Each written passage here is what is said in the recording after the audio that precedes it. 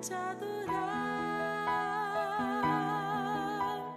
Foi que eu nasci, quero viver para te servir. Usa minha vida como instrumento de louvor pra te honrar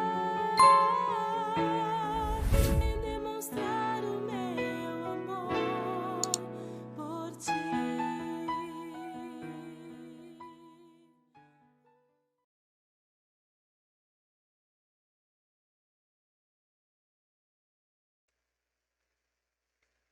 Bom dia, bom dia. Começando mais um Café e Comunhão. Hoje a nossa leitura e reflexão no livro de Provérbios, capítulo 6. Muito obrigado pela sua companhia, que você possa compartilhar o vídeo desde o início para que mais pessoas possam estar conosco. E mesmo depois que terminarmos aqui, não se esqueça, você ainda pode compartilhar, tá bom? Só não deixe para depois, você acaba esquecendo e nós então não alcançamos o nosso objetivo, ok? Muito bem, queridos, Provérbios é um livro então de sabedoria e é sobre isso que nós estamos lendo e refletindo durante esses dias, esses 5 primeiros capítulos, falando sobre a necessidade de sermos sábios no nosso viver. Falamos desde o princípio, e vamos repetir isso até o final, de que o desejo de Salomão, o desejo do escritor, é de que diminuísse o número de tolos e aumentasse o número de sábios, com as instruções passadas aqui no texto bíblico. E hoje Provérbios capítulo 6 fornece para nós sabedoria prática e advertências sobre vários tópicos, incluindo responsabilidade financeira, trabalho duro, honestidade e pureza sexual. Provérbios capítulo 6 começa com uma advertência contra assumir obrigações financeiras pela dívida de outra pessoa. O autor enfatiza a importância de ser sábio com o dinheiro e evitar as armadilhas da escravidão financeira. Logo depois, o capítulo discute o valor do trabalho árduo e as consequências da preguiça. O autor usa o exemplo de uma formiga que trabalha arduamente para se preparar para o futuro, de forma assim a demonstrar a importância de ser um trabalhador e não ser indolente, não ser alguém braço curto. O capítulo então aborda o tema também da honestidade, exortando os leitores a serem verdadeiros e a evitar comportamentos enganosos. O autor adverte contra as consequências da mentira e também do roubo, que podem levar à ruína e à desgraça completa de uma pessoa. E no final deste capítulo, o escritor Salomão, ele invoca a pureza sexual, exortando os leitores a evitar as tentações do adultério e da imoralidade sexual. Mais uma vez ele fala sobre essa questão do adultério que nós comentamos no vídeo anterior. Então o autor enfatiza a gravidade desses pecados, alertando que eles podem destruir a reputação e os relacionamentos de uma pessoa, que acaba perdendo absolutamente tudo. Em resumo, Provérbios capítulo 6 fornece sabedoria prática e advertências sobre responsabilidade financeira, trabalho árduo, honestidade e pureza sexual. Todos, como nós dissemos já anteriormente, importantes para viver uma vida justa e uma vida plena. Então, vamos começar a leitura, onde ele, na primeira sessão, vemos então a questão da responsabilidade financeira. O que o autor fala sobre esse assunto? Vamos ler o texto então. Filho meu, se ficaste por fiador do teu companheiro, se deste a tua mão ao estranho, e te deixaste enredar pelas próprias palavras, e te prendeste nas palavras da tua boca, faze, pois, isto agora, filho meu, e livra-te, já que caíste nas mãos do teu companheiro. Vai, humilha-te e importuna o teu companheiro. Não dê sono aos teus olhos, nem deixes adormecer as suas pálpebras. livra-te como a gazela da mão do caçador e como a ave da mão do passarinheiro. Então Salomão aqui ele faz um alerta muito importante, né? É preciso muita cautela para ser fiador de alguém. Quem o faz se torna legalmente responsável pelo pagamento da dívida, né? Caso o autor primário não o cumpra. Então a recomendação do salmista é que você não seja fiador de alguém e, se for, que logo se livre desse compromisso. Como hoje em dia é comum, né, ser fiador, quem assim optar por ser deve estar disposto, né, a sacrificar os seus recursos para pagar a dívida caso isso seja necessário.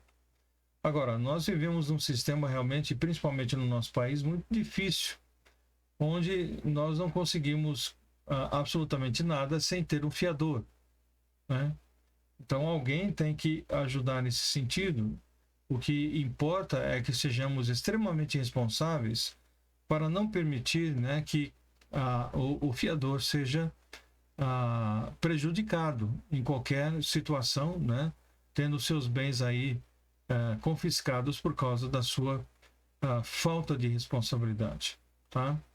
E quem será o fiador precisa então conhecer bem também a quem ele está fazendo essa fiança, a quem ele está ajudando, né, para não cair então numa armadilha e ser preso, né, dentro dessa armadilha, ok? Mas lembre-se que em muitas ocasiões isso é praticamente impossível, e você fazer qualquer situação, principalmente quando você pensa no aluguel de um imóvel, né, sem que haja então a questão do fiador. Ó, existem outras modalidades, evidentemente, mas muitas vezes não é possível, né, que aquele que fará o aluguel então tenha a possibilidade de arcar com essas responsabilidades, tá? Versículo 6, agora ele começa numa outra sessão falando sobre a formiga e o preguiçoso. Vai ter com a formiga o preguiçoso, olha para os seus caminhos e sê sábio, pois ela, não tendo chefe, nem guarda, nem dominador, prepara no verão seu pão, na cega junta o seu mantimento. Ó preguiçoso, até quando ficarás deitado? Quando te levantarás do teu sono? Um pouco a dormir, um pouco a tosquenejar, um pouco a repousar de braços cruzados. Assim sobreviverá a tua pobreza como humilhante, e a tua necessidade como um homem armado, tá? Então a formiga é um animal trabalhador. Ela não possui chefe nem comandante, não existe uma hierarquia dentro dessa questão, né, da colmeia ali, mas nunca para de buscar o seu alimento. Ela sabe que no inverno não poderá trabalhar e por isso faz as suas reservas. Então ela trabalha de modo planejado e incansável, tá? Já quem é preguiçoso costuma arrumar desculpas. O ciclo de vida de quem é preguiçoso vai pouco além de dormir e cruzar os braços em repouso, que é o que o salmista aqui, aliás, que o Provérbios, né, o escritor aqui anuncia, né, cita sobre esse assunto, tá? Então, assim como tudo na vida, a preguiça tem resultados. O primeiro deles é a pobreza e o segundo é realmente passar grande necessidade. Então, a formiga não passa fome no inverno porque trabalhou muito nas outras estações. Tá? O homem que trabalhou e usou seu dinheiro com sabedoria nos dias de crise terá, né, como sobreviver. Já o preguiçoso vai passar necessidade, né? Então é necessário saber ganhar, mas é também necessário saber poupar, né? E não ser preguiçoso para que não venha então ser prejudicado, né, no seu dia a dia, tá bom? Versículo 12 a 15, temos outra sessão então falando sobre a maldade do homem. O homem mau, o homem iníquo, tem a boca pervertida, acena com os olhos, fala com os pés e faz sinais com os dedos. Há no seu coração perversidade, todo o tempo maquina mal, anda semeando contendas. Por isso a sua destruição virá repentinamente, e subitamente será quebrantado, sem que haja cura.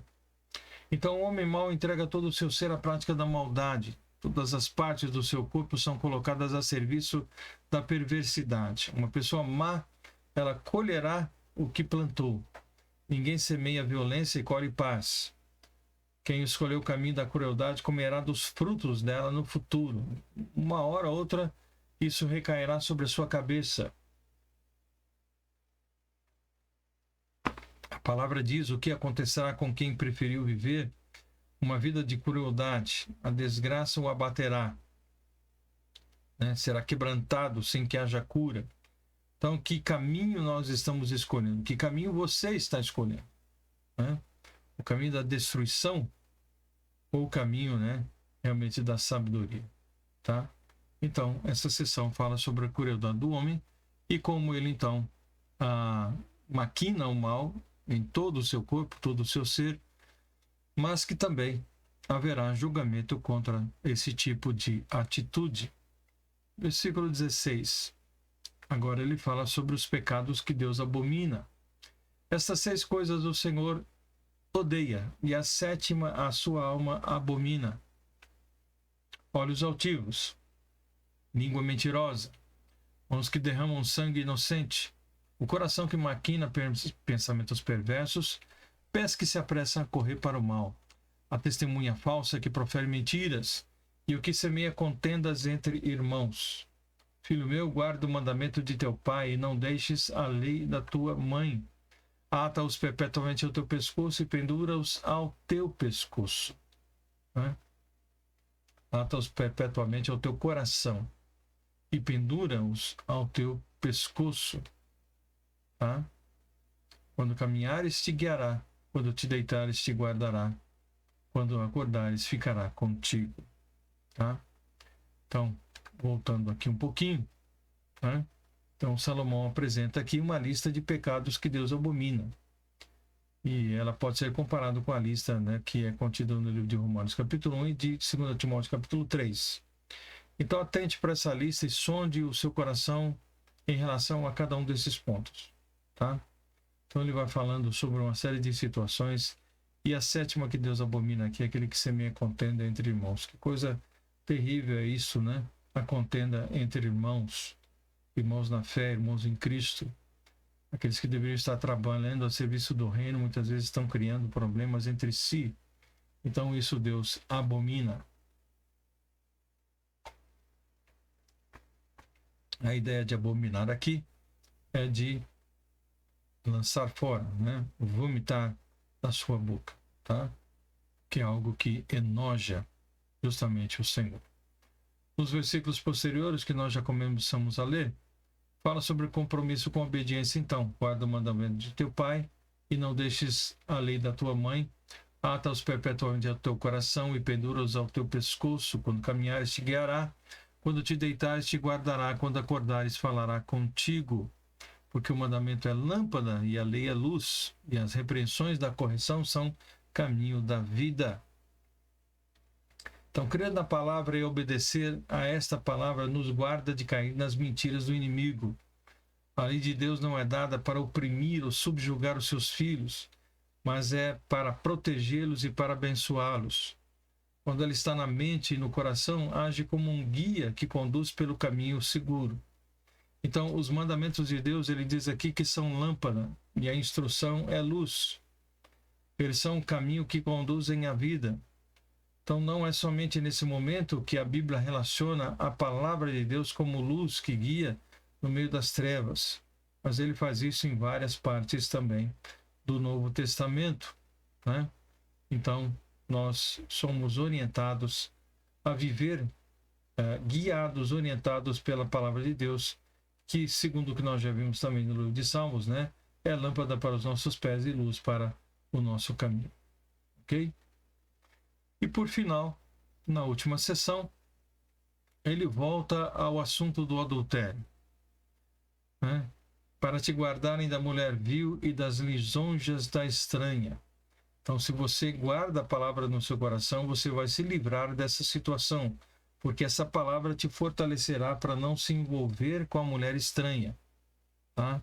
Com a lisonja dela, com o fato dela tentar te seduzir, te enredar, te colocar no laço, ok? Não cobices no teu coração a sua formosura, nem te prendas aos seus olhos. Né? Muito cuidado com essa sedução toda, porque por causa de uma prostituta se chega a pedir um bocado de pão, e a adúltera anda à caça da alma preciosa. Porventura tomará alguém fogo no seu seio, sem que suas vestes se queimem, né? No seu peito? Ou andará alguém sobre brasas, sem que se queimem os seus pés? Assim ficará o que entrar a mulher do seu próximo. Não será inocente todo aquele que a tocar. Ou seja, não sairá sem se queimar. Não sairá sem que haja consequências. Não sairá sem que haja prejuízo e julgamento, juízo. Tá? Então, muitos pensam que o pecado sexual é o ato de adultério. Porém, nesse texto fica claro que quando alguém cobiça já no seu coração a beleza de alguém, já está escolhendo andar pelo caminho do errado, pelo caminho pecaminoso. O adultério é uma tragédia. E é tão devastador quanto o incêndio, né? Por isso ele faz essa recomendação. Flertar com adultério é o mesmo que brincar com fogo. Como ele disse, se você colocar fogo no peito, vai queimar. Né? Então não acenda o primeiro fósforo, não cobice alguém que não seja o seu parceiro, a sua parceira, o seu cônjuge. Esse é o princípio dos relacionamentos sábios e puros. Manter-se justamente fiel àquele que você jurou fidelidade. Tá? E agora, ao final, ele fala sobre que o roubo ele não compensa, tá?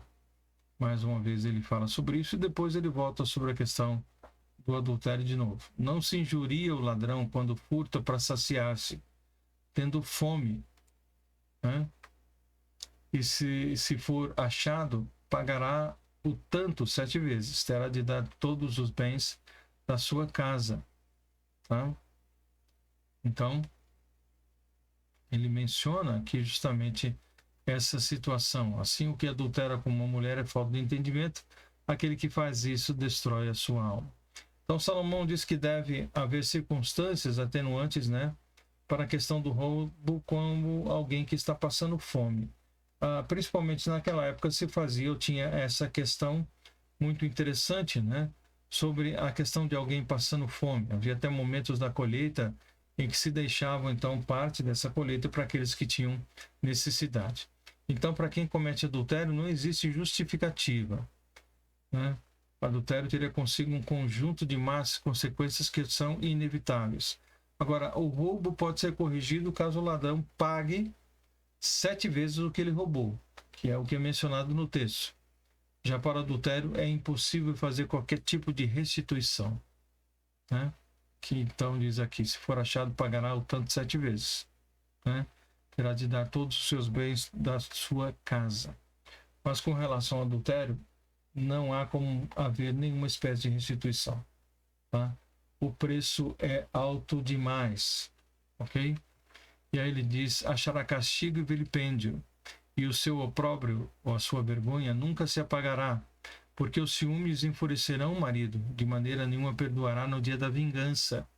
Tá? Então ele podia ser um vingador.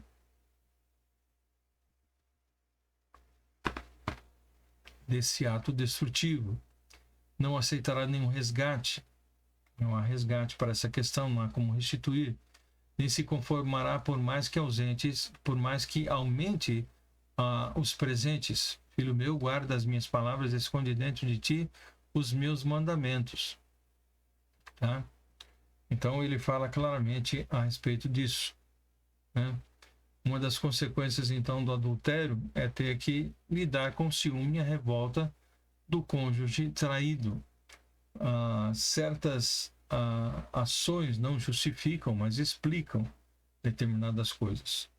Um amor que foi traído não pode ser recompensado com presentes ou com afetos, né? Nada fere mais o coração de alguém do que uma traição vinda de quem se ama. E é sobre isso exatamente que Salomão menciona aqui. e traz a reflexão sobre esse assunto, né, tão importante, tão em voga, né, em todo o tempo, tá? Tanto no passado como também nos dias que nós estamos vivendo, ok? Então ele fala sobre várias situações da vida aqui no capítulo 6, né?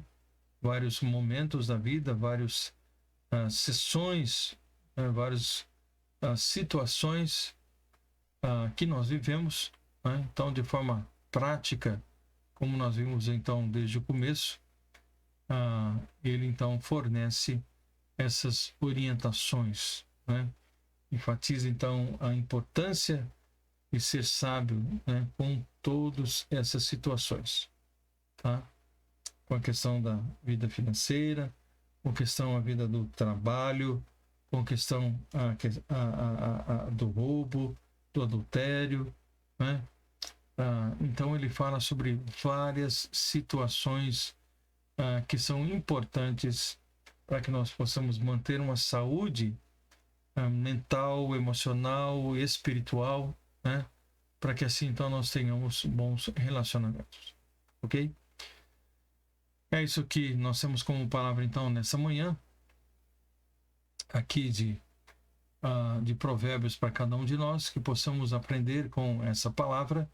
Então compartilhe com outros dessa sabedoria tão grande que aqui nós temos, que parece algo às vezes tão óbvio, mas do qual nós nos esquecemos e nos afastamos. Então Salomão nos traz novamente a memória, nos traz novamente esses conceitos tão importantes para que possamos nos afastar de tudo aquilo que desagrada a Deus e nos aproximarmos cada vez mais da sua vontade e de cumprirmos o seu querer, de maneira a termos pessoas ao nosso redor que sejam abençoadas pela nossa vida e pelo nosso comportamento. Tá bom?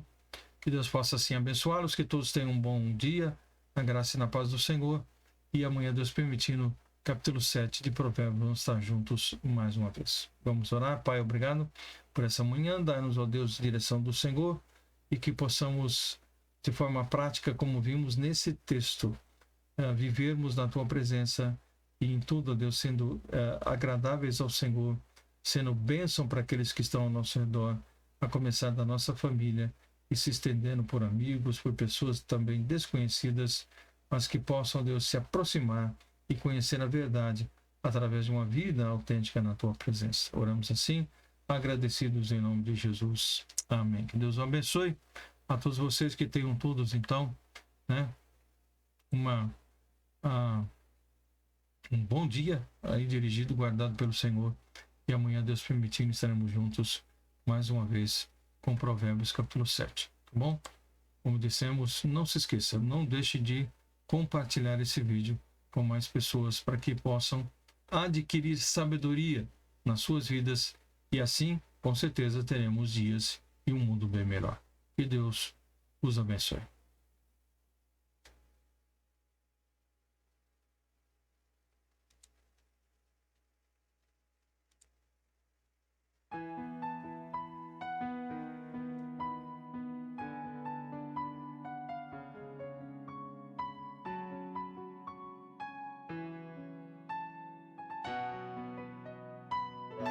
Pra te adorar,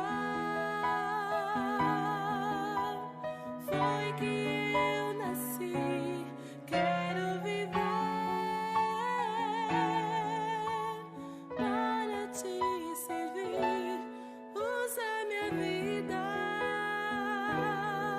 como instrumento de louvor pra te